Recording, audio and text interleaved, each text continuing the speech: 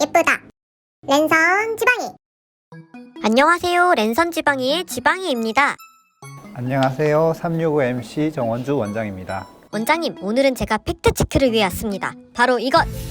지방흡입을 하면 흉터가 생긴다. 정말인가요?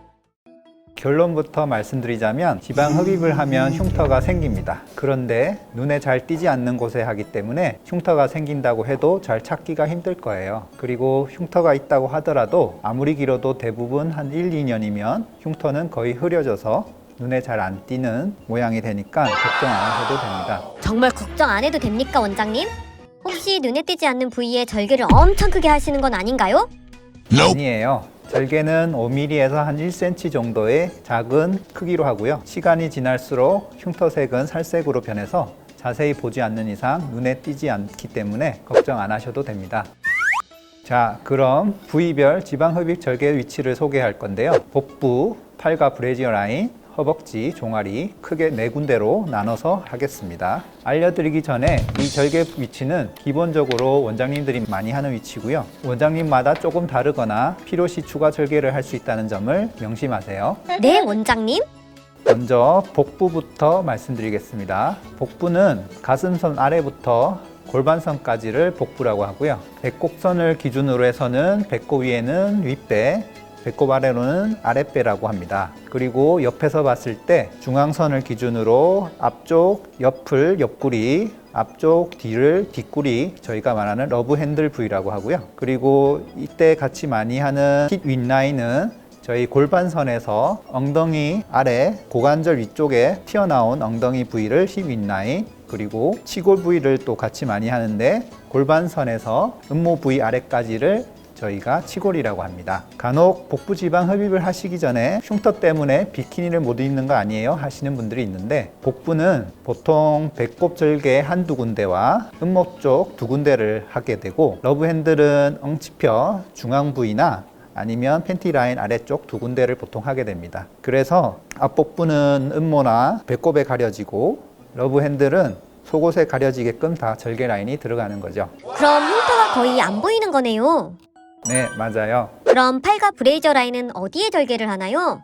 팔과 브래지어 라인 부위를 먼저 소개해 드리겠습니다. 팔은 이 팔 측면 바깥쪽과 팔 들었을 때 이 처지는 저고리살, 그리고 여기 견갑골 부위인 뒷볼록, 그리고 부유방 부위인 앞볼록으로 보통 나눠지고 앞볼록과 뒷볼록 사이를 보통 겨드랑이, 이 가슴 옆 부위를 겨드랑이라고 합니다. 그리고 팔 할 때 많이 하는 등 부위, 저희가 속옷 자국 라인, 양옆을 브래지어 라인이라고 합니다. 팔은 우리가 이렇게 팔을 들었을 때 여기 절개 부위는 앞볼록배 주름선에 한 군데, 그리고 뒷볼록 겨드랑이 주름선에 한 군데에서 보통 2군데를 사용하게 되고요. 브래지어 라인은 브래지어 속옷 자국 중앙 척추 부위와 브래지어 라인 만나는 그 부위 한 군데 하거나 아니면 속옷 자국 라인 따라서 2군데 정도를 절개를 하게 됩니다. 그래서 이 부위도 속옷에 다 가려지는 부위라고 할 수 있겠습니다. 아까도 얘기했다시피 시간이 지나면은 흉터 부위가 살색에 맞춰서 거의 흐려지니까 걱정은 안 하셔도 됩니다.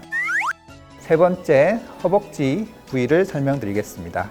허벅지는 보통 이 바깥 부위, 승마살 부위와 허벅지 앞쪽, 뒤쪽, 그리고 안쪽 이렇게 보통 4군데로 나뉘었고요. 그리고 허벅지 할 때 힙라인을 보통 많이 수술하게 되는데 힙라인은 속옷에 들어가는 허벅지 위쪽과 속옷 엉덩이 아래쪽에 처지는 그 부위를 힙라인이라고 합니다. 절개 부위는 보통 주름선이나 팬티 라인에 넣게 됩니다. 허벅지 앞은 팬티를 입었을 때 가려지는 부위 앞이나 측면에, 또는 뒷부분은 엉덩이가 접히는 부분이나 피부 색깔이 짙은 부위에 절개를 하기 때문에 유심히 살펴보지 않으면 잘 보이지 않습니다. 네 번째, 종아리 같은 경우는 보통 이제 바깥쪽, 안쪽, 발목 부위로 보통 나뉘고요. 절개는 양쪽 복숭아뼈 안쪽 움푹 들어간 부위 2군데에 한두 군데에 절개를 하게 됩니다. 지방흡입 흉터는 시간이 지나면 희미해진다는 거네요?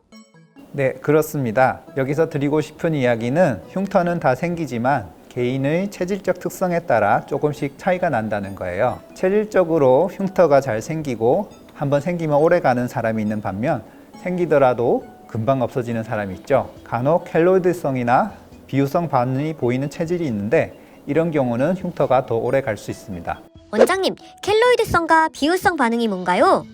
켈로이드는 상처가 아물 때 상처 부위를 넘어 자라나며 정상 피부를 침범해서 크게 흉이 지는 상처를 말하고, 비유성 반응의 경우는 상처가 아물 때 볼록 튀어나오긴 하지만 상처 부위를 벗어나지 않는 흉터를 말합니다. 둘의 구별은 의사들도 쉽지 않은데요. 비유성 반응의 경우는 보통 1년 안에 그 크기가 작아지지만 켈로이드는 오히려 더 커지는 경우가 되겠습니다. 100명에 한두 명꼴로 흉터가 평평하지 못하고 볼록 튀어나오는 경우가 앞서 말씀드린 켈로이드나 비유성 반응 상처가 되겠네요. 흉터가 남는 것도 신경이 쓰이는데 볼록하게 튀어나오면 어떡하죠? 이런 분들은 그냥 포기하시라는 거예요? 그럴 리가요. 볼록한 흉터를 평평하게 만들어주는 주사가 있어요. 그리고 365NC만의 케어가 있답니다. 그게 뭐죠? 이 케어법은 다음 편에 소개해 드릴게요. 뭐예요? 다음 편에 기대해 주세요. 지방이에 함께 알아본 지방흡입 팩트체크. 우리는 다음에 또 만나요.